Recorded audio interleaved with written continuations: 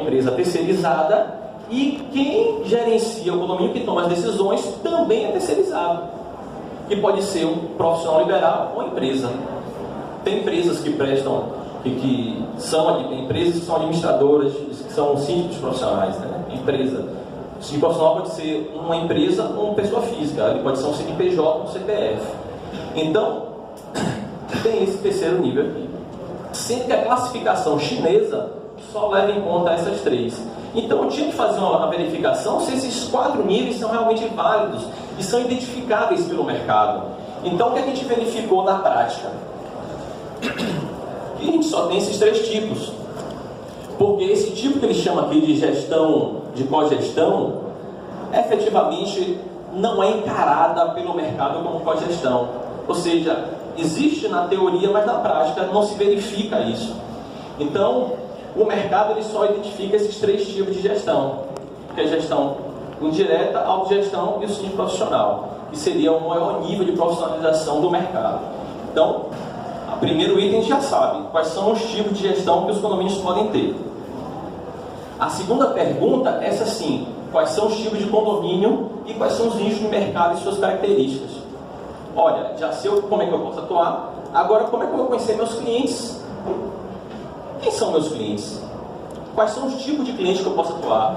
Eu sou síndico profissional, mas posso ser síndico profissional de qualquer empreendimento? Eu posso ser síndico profissional de um prédio pequeno, de 20, 30 unidades, ou um prédio de 300 unidades?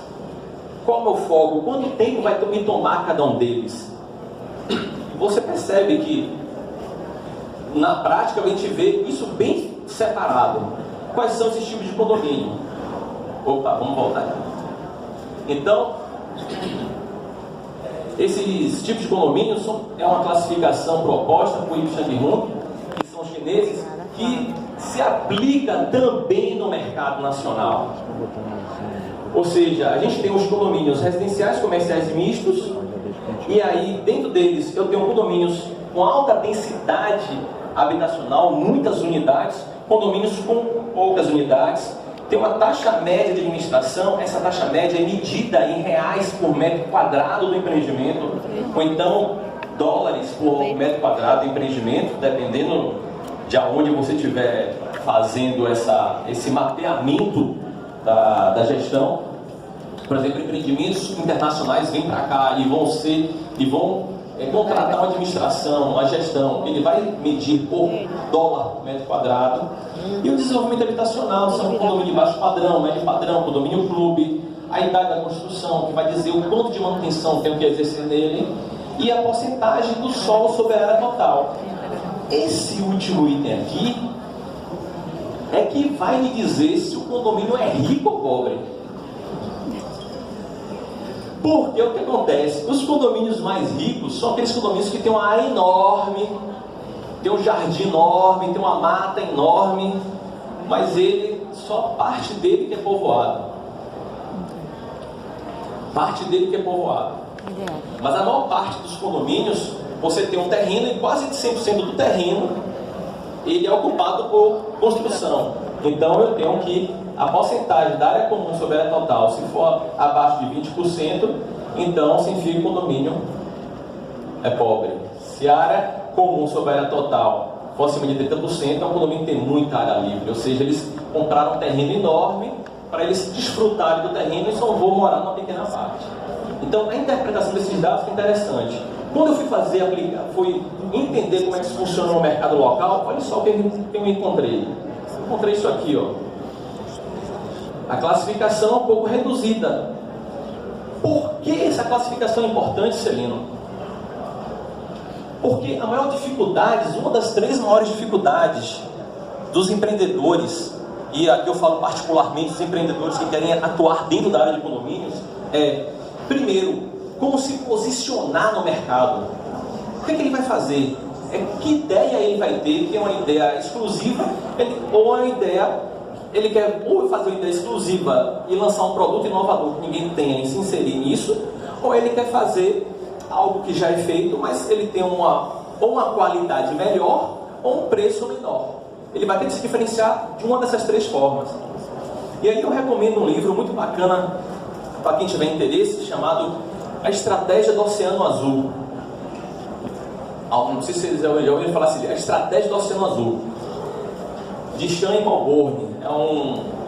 São dois autores, um coreano e outro inglesa. Ele fala justamente como você inserir no mercado, ou seja, o posicionamento, como você vai se posicionar no mercado. Você vai ser aliado de alguns ou concorrente de alguns? Não, eu vou entrar no mercado para concorrer com fulano de tal. Tudo bem, ok. Mas você tem que tomar essa decisão, que eu quero concorrer. Então, a primeira dúvida que os empreendedores têm é como se posicionar no mercado. A segunda dúvida que os empreendedores têm é como mapear sua lucratividade. Ou seja, ele faz o serviço, mas não sabe se está ganhando dinheiro ou se está perdendo. É o segundo ponto. E o terceiro ponto, ele não sabe como precificar os serviços. E aí eu já dei a resposta para a pergunta aqui nesse slide. Esse slide ele é fundamental para que você possa precificar os serviços. É dessa forma que as administradoras precificam os serviços dela. Ou seja, eles colocam o valor do contrato em função do número de funcionários que eles vão ter que fazer folha de pagamento, em função da quantidade de unidades que vai me dar uma ideia do trabalho que eu vou ter para emitir boleto, emitir segunda via, resolver o problema de condomínio, atender condôminos. E esse terceiro item que vai me dizer até quando eu posso cobrar nesse contrato. Se é um condomínio pequeno, que valor eu posso cobrar? Você tem condomínios pequenos muito diferentes. Vou dar um exemplo aqui. Você tem condomínios conjuntos habitacionais, são 16 apartamentos, em que cada morador paga 100, 150 reais por mês. E ao mesmo tempo tem empreendimentos aqui na Vitória, com 18 apartamentos, que a taxa de condomínio ou cota condominial ordinária é 8 mil reais. 8 mil reais por mês de condomínio. São dois condomínios de 18 unidades. Só que um é totalmente diferente do outro. Então, eu não vou cobrar a mesma coisa que eu cobro para um, vou cobrar para o outro. Até mesmo porque o nível de serviço, o nível de qualidade que eu tenho que prestar é diferente. Então, o primeiro passo de entender como precificar o serviço parte daí. E algumas administradoras ainda colocam outras variáveis. Por exemplo, se o condomínio tem individualização de água ou não. Isso é algo que dá um trabalho absurdo. Aquele condomínio que tem individualização de água, mas não tem individualização de conta pela Embasa, quem tem que fazer a diferença das contas é a própria empresa administradora. Ela tem que mandar alguém, ler os medidores, fazer a contabilização, lançar essas diferenças da água, dividir os moradores, lançar nos balancetes. Isso dá um trabalho danado. Então, a precificação do serviço vai variar com isso também. E a terceira pergunta, a gente já falou duas, a terceira pergunta: quais são os portfólios de negócios? Ok, Celina, você me mostrou como é que eu posso atuar, mostrou que é o meu cliente, mas não explicou o que é que eu vou fazer nesse cliente. E aí é importante conhecer, porque o que acontece hoje em dia é que a guerra está tão acirrada entre as administradoras. Quantas administradoras você acha que tem aqui na Bahia? Aqui em Salvador. Quantas acham que aqui em Salvador tem 100 administradoras? Levanta a mão aí, por favor. 100 administradoras. Quantos acham que tem 200 administradoras aqui?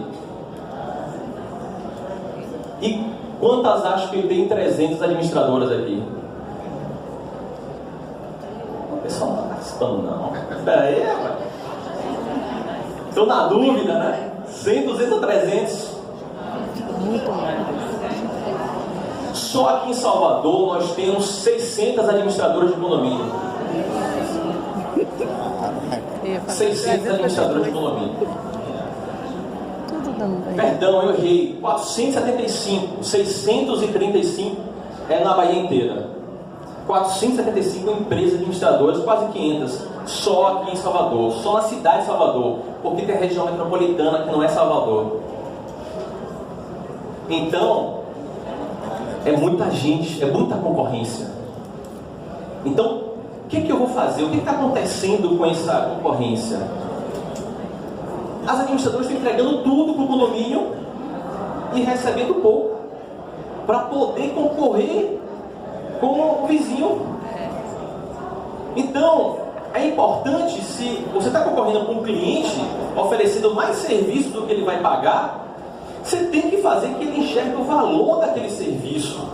Ele tem que entender que não é simplesmente você inclui mais uma linha no contrato e entregar para ele, não. Você tem que fazer o cliente enxergar o valor do seu serviço. E para você fazer o cliente enxergar, você tem que saber o que você faz, dá para ele e nem percebe.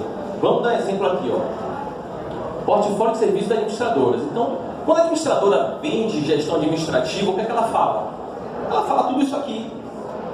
Gestão administrativa é tudo isso aqui, gerenciar documentos, controle do cadastro do proprietário, atendimento aos condôminos, apresentação de balancete, despesas, controle de mandato, quem vai fazer